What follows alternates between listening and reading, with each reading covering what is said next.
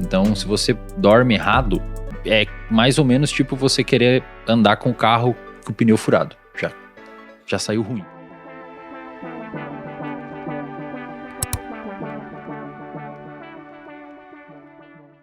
Eu sempre falo pra galera que quando você quer destruir um hábito ruim, é interessante você criar um bom que tenha uma competição com esse outro. Então, por exemplo, o cigarro começou a atrapalhar a minha evolução na corrida. Então, eu comecei a ficar puto de fumar. Falei, pô, não acredito, cara. Porque antes fumar cigarro pra mim tinha uma função. Uma função social, os meus amigos fumavam, então na hora do café a gente fumava, na hora do intervalo da aula a gente fumava, trocava uma ideia. Era uma função social para interagir com aquele ambiente, com aquele contexto. Então o cigarro tinha uma função legal na minha vida. Todo comportamento tem uma função. Você não se comporta sem função. Você tem uma função para tudo tem uma função. E o cigarro tinha essa função. E depois de um tempo que eu comecei a correr, o cigarro começou a ter uma função pejorativa dentro do meu repertório comportamental, que era atrapalhar minha corrida. Então, mesmo eu perpetuando aquele comportamento de fumar por conta de circuitos cerebrais que haviam sido formados pelo próprio poder aditivo da nicotina, eu começava a ficar irritado de fumar. É mais ou menos quem desliza na dieta feio no final de semana e fica triste depois. Você desliza na dieta por conta do seu comportamento ser condicionado para aquilo muitas vezes, ou pela disponibilidade do alimento, ou pela sua história de interação com o alimento, etc. Mas você fica triste muitas vezes depois. E a corrida começou a deixar o hábito do cigarro cada vez mais desinteressante para mim. Até que um momento eu comecei a fumar só no final de semana, até que outro momento eu comecei a fumar só quando eu via um ou dois amigos, até que um momento eu percebi, cara, eu sempre tô fumando quando eu saio com aquela galera. É sempre quando eu saio com aquela galera que dá vontade de fumar. Então eu parei de sair com aquela galera. E hoje a gente sabe que o vício, de uma maneira geral, é extraordinariamente contextual. Se você quer parar de beber, não vá ao bar, não saia com as pessoas que você sempre bebeu. Se você quer parar de fumar, o cigarro é o pior, e eu sempre digo que o cigarro é o pior vício de tratar, porque diferente de álcool e outras drogas, o cigarro ele infecta a vida. Você fuma no carro, fuma no intervalo do trabalho, fuma antes de dormir, fuma ao acordar, fuma no café. Bebida é diferente, você bebe em lugares específicos, então é mais fácil isolar aquelas variáveis. Cigarro ele infecta a sua vida, é muito difícil. Mas a corrida foi meio que fez essa mudança de hábito, cara. O que diferencia, qual que é a linha tênue entre uma pessoa que consegue trocar um hábito ruim por um bom, como foi o seu caso, e uma pessoa, às vezes, como que o Lucão acabou de falar, que eu queria fazer isso e eu não consigo, assim, o que diferencia alguém que consegue e alguém que não consegue? A primeira coisa que você tem que fazer para tentar ter uma alteração comportamental a nível habitual significativa é ter ciclo circadiano regulado. Então, se você dorme errado, é mais ou menos tipo você querer andar com o carro com o pneu furado. Já saiu ruim. Mas o que é dormir certo? Pelo menos de 7 a 9 horas por noite. Alguns sortudos têm uma alteração genética que permite eles dormirem 6 a 6 horas e meia, mas é relativamente rara essa alteração, e se você está pensando que tem em casa, provavelmente você não tem. Não, mas eu acordo bem. Na verdade, tem estudos mostrando que se você priva pessoas de sono, por exemplo, bota no laboratório, esse estudo foi feito pelo Matt Walker, neurocientista, levou a galera pro laboratório, deixa um grupo dormir 8 horas, um grupo se acorda com 6, um grupo acorda com 4 horas de sono, outro grupo vira à noite.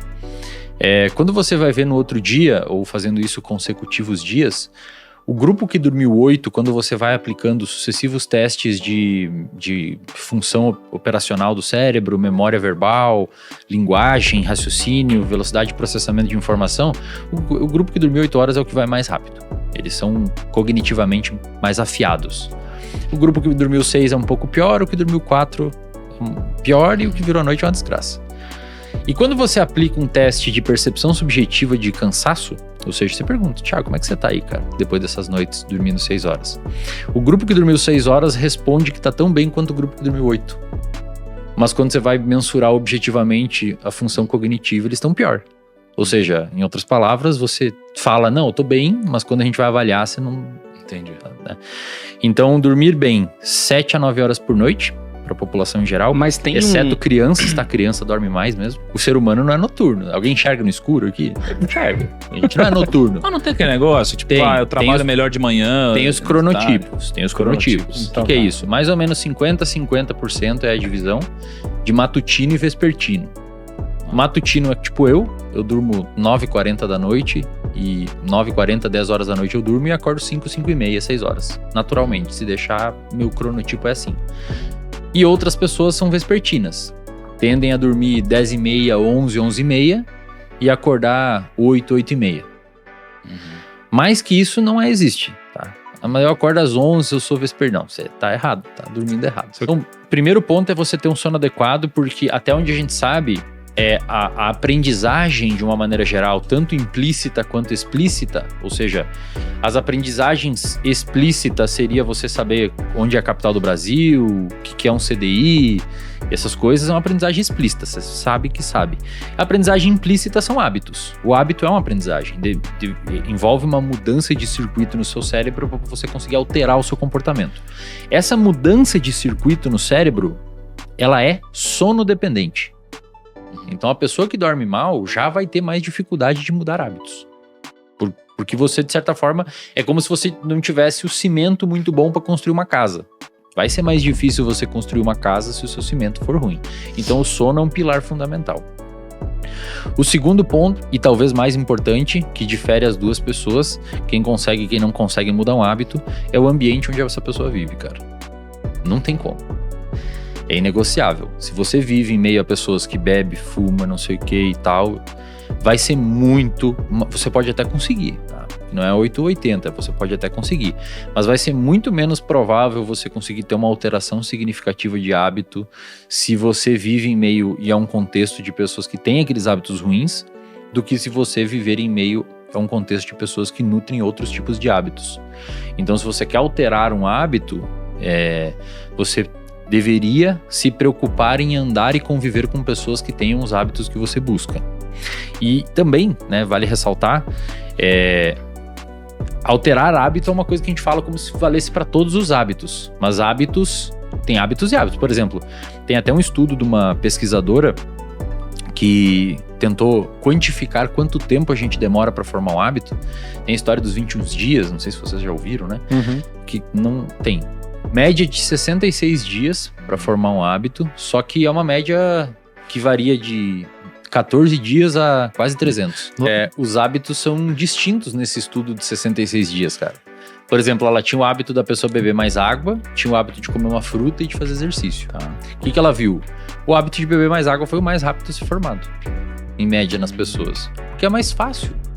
Você deixa a garrafa aqui no seu lado. É diferente de você ter que ir à academia, que envolve interação social, envolve deslocamento, envolve abrir mão de um tempo da sua vida para fazer aquilo. Mas a pessoa demora para formar o hábito porque tem essas barreiras para vencer. Então, hábitos mais simples são mais fáceis de formar e hábitos que envolvam um complexo muito grande acabam demorando mais. Se você chegou até aqui, comente qual hábito você quer começar a implementar ainda esse ano. Mas o principal é o ambiente, tá, cara? É o ambiente, né? Contexto. Principal mas aí não é uma atitude... Eu entendi que, lógico, fica mais fácil. Mas não é uma atitude meio radical. Por exemplo, eu gosto do Kaique. O cara é meu irmãozão aqui, mas ele tem hábitos terríveis. Não vai durar muito tempo. Mas eu quero continuar falando com ele, entendeu? Eu quero mas você não precisa parar de falar com ele. Então, mas você falou que você largou seus brother aí, por exemplo. Não, eu não larguei meus brothers. Eu só falava assim, cara, eu não vou final de semana aí, pelo menos não nesse, eu vou 1 a cada 3. Entendi. Dá uma reduzida. Dá uma reduzida. O que o Wesley tá falando, não é que assim, se você não mudar de ambiente, você não consegue mudar um hábito. O que ele tá falando assim, se você não mudar de ambiente, vai ser mais difícil disso acontecer. Então, o seu esforço vai ter que ser muito maior. Realmente. Imagina, tá todo mundo te oferecendo uma comida e você tem que dizer não. Caraca. Aí te pega num dia que você dormiu mal, tá estressado e fala, só hoje. Você tem que escolher. Se você tem, vamos pegar 100% aqui do seu ambiente, família, trabalho e amigos. Família, você não vai conseguir excluir a sua família, então você tem que excluir os outros dois pra você conseguir... É complexo. É um jogo, cara. É um jogo de alterações.